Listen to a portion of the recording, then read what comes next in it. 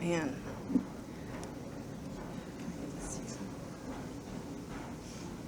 Thank you. For y'all standing, you may want to sit down. I brought a few things to say. But to start, I just want to say thank you for this deeply meaningful award. I'm grateful to be receiving it both for myself, but more importantly for the organization, because without the organization, my work would be meaningless. And they are working, my staff, who are many of them here today, and I'd just like for them to stand. Eddie, Adam, James, Crystal. They're working behind the scenes tirelessly, and that's why we've made the progress that we've had. I want to thank Lori and Eddie. I know you guys both were behind this, and I appreciate the recognition of the work that we've been doing together. And I want to thank my husband, Will, who's here, my rock, and my 3 kids, Jack, Eliza, and Clara, who are also with us today. As I mentioned, this is a deeply meaningful award to me, and that's because it's coming from NASAMS. NASAMS is an organization of individuals whose job it is to come to know and tell the stories of those our society would rather discard.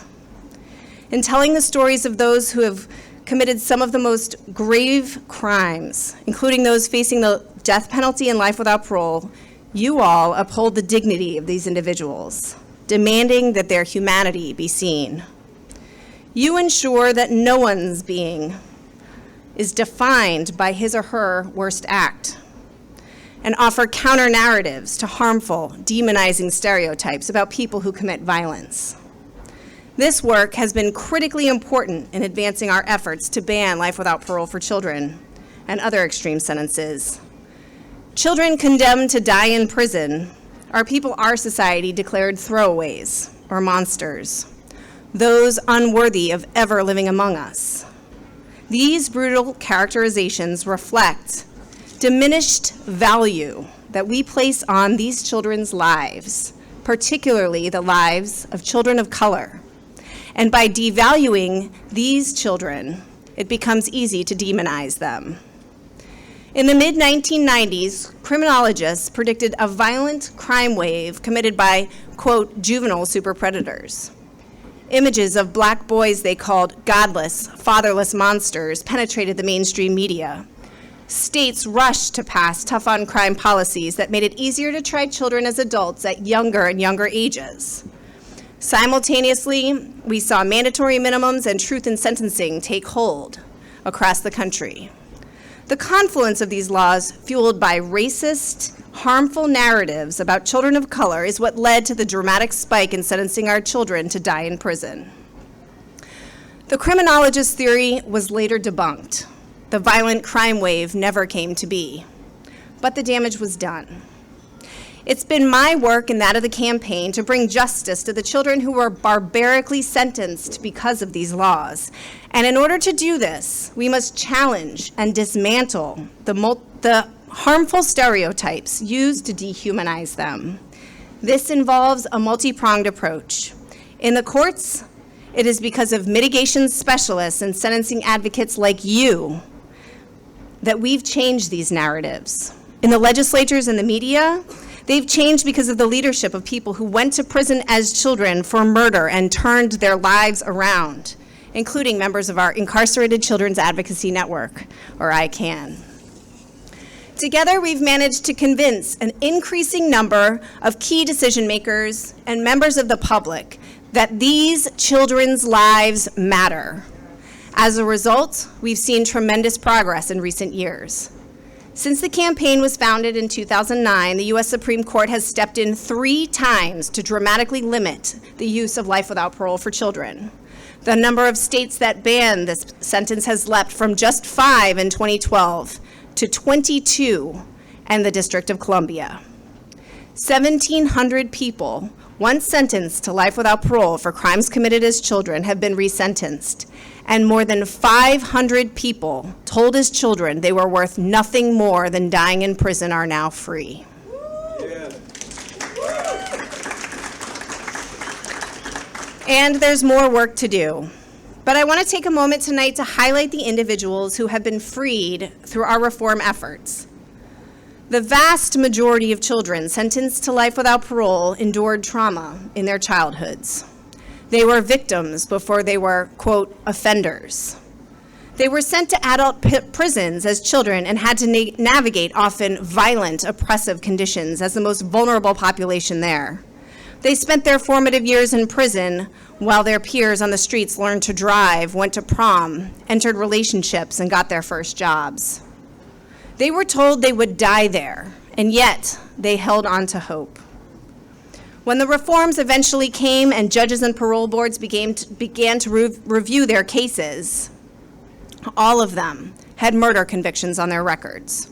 So it would have been easy for these decision makers to come up with excuses to deny their freedom. Many have. But these children, these people who are now free, proved they were worth the risk and most deserving of freedom. These individuals are resilient, courageous, and persevering. They are among the most extraordinary people I know. Take Laura, for example. She was sentenced to life without parole at age 17 in her home state of Arkansas. While in prison, she was raped and impregnated by a guard. Because she refused to have an abortion, she was put in solitary confinement. 9 months later, she gave birth to a healthy baby boy while shackled to a hospital bed. She pressed on, and 32 and a half years later, she was released from prison. Laura was released in December of 2017 because of legislation that the campaign helped to pass. And since then, she has organized a support network for those released through our bill. And earlier this year, she led a successful effort to ban the shackling of prisoners in labor in Arkansas.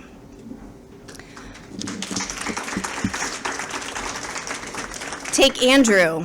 Andrew was the first juvenile lifer freed in Louisiana following the Supreme Court's Montgomery v. Louisiana decision in 2016. Soon after, Andrew was hired as the executive director of the Louisiana Parole Project, where he spends his days representing former juvenile lifers before the parole board and supporting them in their reentry process. He got married last year and graduated with his bachelor's from LSU in May. Take Steve. He served 42 years in prison for a crime he committed as a child. In memory of his victim, he now works for an organization that supports survivors of violence in Philadelphia, where his crime was committed. Take Marshawn. At 15, Marshawn was condemned to die in prison. After nearly 25 years, he was released 2.5 years ago. And within just a few weeks of being released, he had reached out to me with an extensive list of his accomplishments while in prison, which, by the way, was definitely written with the help of a mitigation specialist. But here are some highlights. In June 1994, and while awaiting trial in the Cook County Department of Corrections, I earned my GED.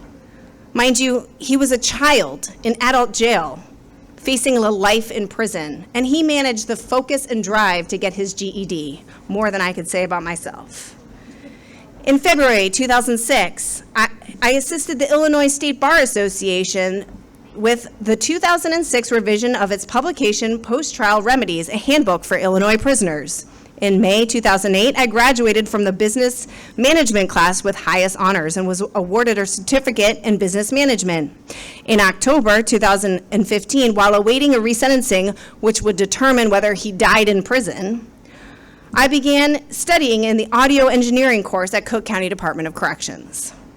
Marshawn now works at Restore Justice Illinois, a leading justice reform organization in Chicago. Last month, he was awarded the Liberty Bell Award from the Chicago Bar Association. He is a member of my board, therefore my boss, and he'll be married later this month. I could go on and on and on. These individuals are not the exception to the rule.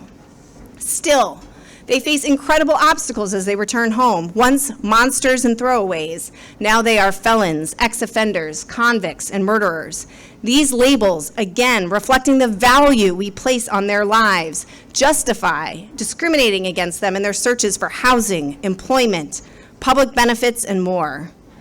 The campaign expanded its mission last year to include support to those coming home because we recognized that it wasn't enough to ensure people sentenced to life without parole as children were resentenced and released. If they still weren't going to be seen and embraced as fully human. So that's the challenge before us. We must keep telling the stories of those our society would rather discard. And we must do it in a way that demonstrates not just their humanity, but their value to society, to our communities, and to us. There is no question in my mind our society is better off with them among us. Their unparalleled dedication to giving back in honor of their victims, their wisdom in our work to dismantle a system that wronged them so deeply, the perseverance and resilience they show on a daily basis should be an example to us all. On a personal note, I can honestly say that my life is infinitely richer because they are a part of it. It is a gift to know and to work alongside these individuals. Mother Teresa once said, "If we have no peace, it is because we have forgotten that we belong to each other." So may we leave here today knowing that justice demands that we remember that all of us belong to each other. Thank you again for this award and all that you do.